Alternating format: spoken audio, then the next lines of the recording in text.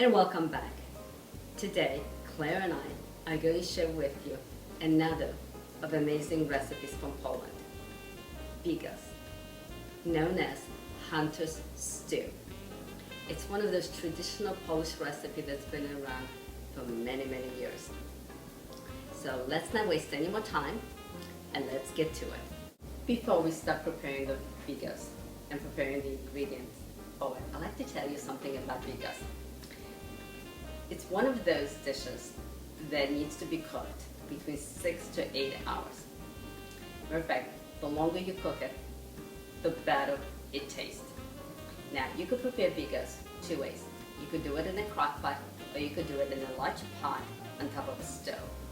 The advantage of doing it in a crock pot, you put all the ingredients in, close the lid, set it, and let it cook. And you could cook either on low or you could cook on high. On top of a stove though, you need to keep an eye on it. You need to every so often stir, keep an eye on the liquid because the liquid will cook out a lot quicker. And sometimes you might have to add more liquid. And you could do that either adding more water or more broth, a combination of chicken and beef broth. And how much you add to it, it all depends on two things. How quickly the liquid boils out and how much sauce you really want to have in your cabbage. Some people like little sauce, other people like a little bit more so they could dip the bread in it. So it's up to you. It's also a great meal to freeze it for later. Because like I said, it's one of those meals that the longer it cooks, the better it tastes. So as you reheat it, it tastes even better. So let's get to the ingredients.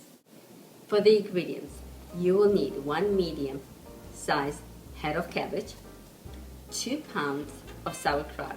Now they could be in a bag or in a jar, 1 medium-sized onion, 1 cup of chicken broth and 1 cup of beef broth, 4 to 5 bay leaves, and about 20 peppercorns. In addition, we will need about 2.5 pounds of various kinds of meat.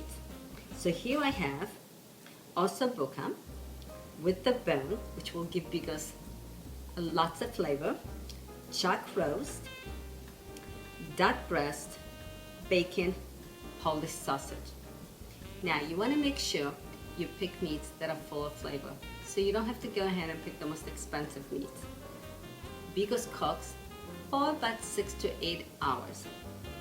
So whatever meat you choose, you just want to make sure that it's full of flavor. Up to now, I showed you ingredients that my mother used in making her Bigos. But there are other optional ingredients that enhance the flavor of Bigos. And we're going to use them today. And for that, you will need 1 cup of red dried wine, about a handful, a generous handful of mixed dry mushrooms, and about a cup of prunes. And we are going to quarter them. And now we are ready to prepare the ingredients for Bigos. We're going to start with mushrooms. You're going to take your mushrooms, place them in a sieve. We're going to rinse them out under cold water.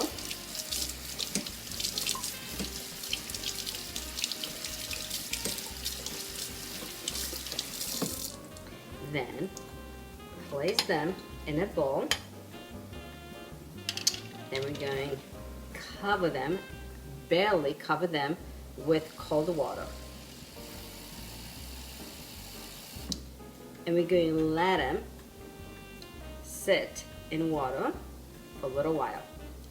In the meantime, we're going to go ahead and prepare the rest of the ingredients. But now, when the time comes to add the mushrooms to the rest of the ingredients, you're going to have a choice. You could strain the mushrooms and just add them by themselves, or you could add the mushrooms and the liquid. One of the things we will have to do when we prep the ingredients for Bigos is we're going to have to wash our hands a lot, because the best way to do some of the prep work is with your hands, like preparing a sauerkraut. So you're going to place the sauerkraut in a sieve. Then under running cold water, you're going to go ahead and rinse the sauerkraut.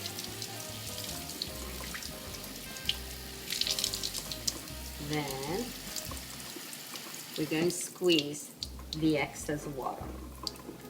I love this sieve because it rests on the side of my sink, and then my hands are free to squeeze out the excess water. Then we're going to let the sauerkraut sit here for a little while the rest of the water drains. And we go ahead and prepare the rest of the ingredients. And now we're going to prepare the cabbage. We're going to cut the cabbage into thin slices. But before we do that, we have to remove the core. So I have cut the cabbage into half. I find if you do this and then go to remove your core, it's so much easier. So I've already removed the core from this half, and I will show you how to go by removing it from this half. You just go in and just cut it down like this.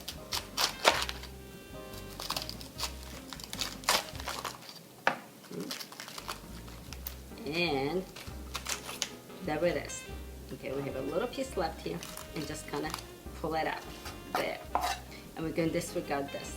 Next, we're going to cut the cabbage. Now, it doesn't matter how you cut it, which is the wonderful thing about this. So just slice just like this. Make sure you don't cut your fingers. So I'm going to go ahead and finish cutting the cabbage, and I'm going to place it in this pot.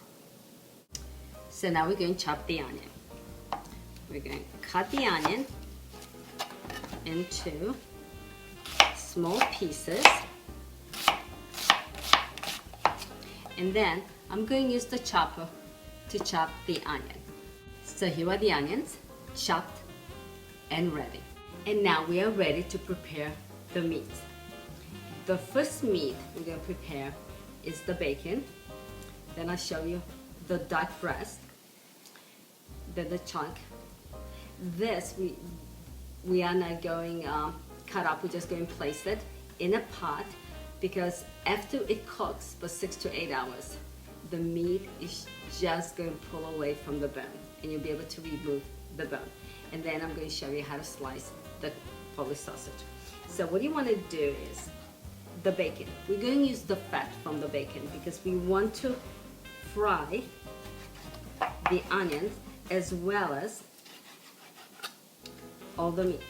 So pretty much going to continue doing this, and then we're going to take this and cut it into small pieces. Well, you get the idea. So we're going to do this a little later.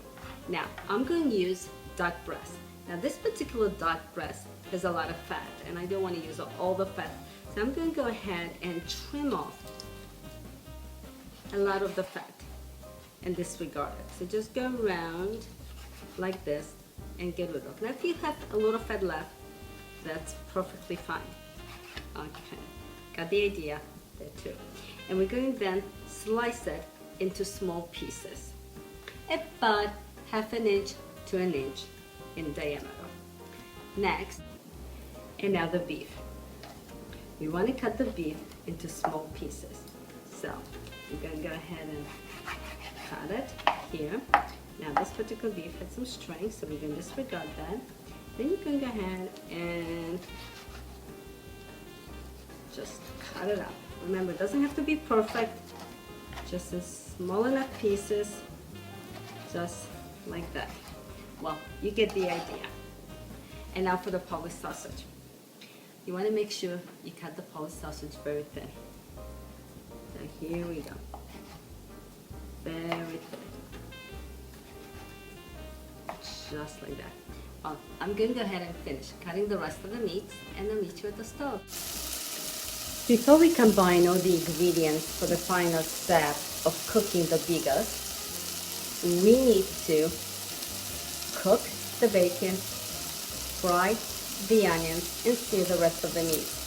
So here I have a pot that I placed over medium heat, and I've placed the bacon inside. And I'm going to cook the bacon till it's lightly brown. Then I'm going to remove the bacon and place it into the pot with cabbage, leaving all the fat so we could fry the onions and sear the rest of the meat. Well, the bacon is ready. So now we're going to remove the bacon, leaving the fat. And we're going to place the bacon in a pot with all the cabbage. There.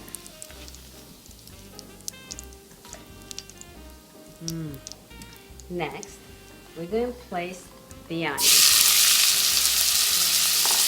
And we're going to cook the onions till they are translucent. When the onions are ready, we're going to take them and place them in a pot that has the cabbage and the sauerkraut, the bacon, and now the onions. Now, I noticed that we don't have much fat left, so before we do our meats, we can add a little oil.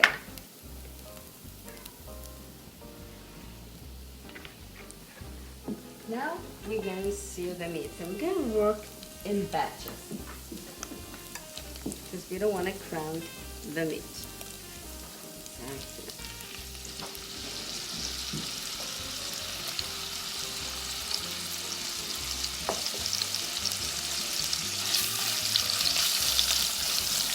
Now, once the meat is seared, we're going to remove it, place it in a pot with cabbage. So I'm going to continue doing the rest of the meat. Now that all the meats have been seared, we are going to deglaze the pot. We're going to place the wine. And you want to pour the wine slowly. Then using a spatula, we're going to let the wine simmer.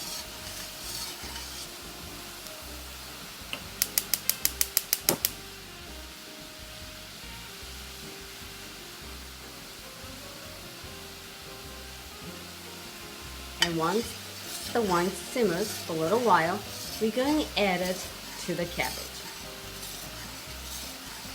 So here we have cabbage, sauerkraut, all the meats, onions. Now we're going to add the mushrooms, the prunes,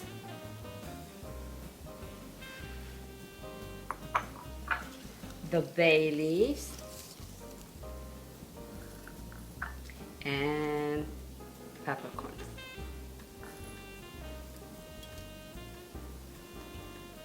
You're going to spread this. Now don't worry that the pot is quite full because it's going to boil down. And then for the final step, we're going to add a broth.